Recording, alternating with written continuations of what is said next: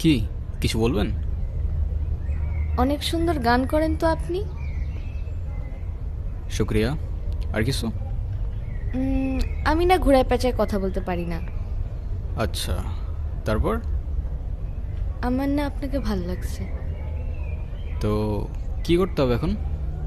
আপনি আমার রূপকথার রাজপুত্র হবেন। না, কেন? আপাতত ফ্রেন্ডশিপ করতে পারেন। ফ্রেন্ডশিপ করে কি হবে? আপনি আমার রাজপুত্র হবেন আর আমি আপনার রাজকন্যা। It's okay.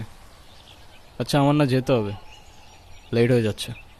ইস, লেট হয়ে যাচ্ছে। কি এমন কাজ তোমার? মানে আপনি থেকে ডিরেক্ট তুমি তো চলে আসছো না? হ্যাঁ, কেন, কোনো সমস্যা? না, বাট কেন যেন মনে হচ্ছে তুমি খুব নাছোড়বান্দা টাইপের মানুষ না? তুমি বুঝলা কি করে?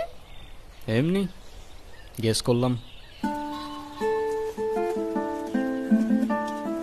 তখনও বুঝে উঠতে পারিনি মিউজিকের পর দ্বিতীয় ভালোবাসাটা তুমি হয়ে উঠবে। ডিয়ার তারা,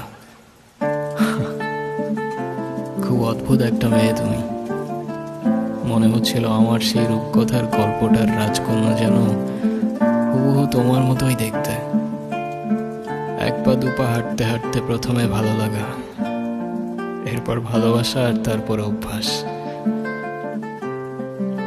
আর সেই অভ্যাসের পরেই হয়তো সবকিছু চেঞ্জ হয়ে যায়,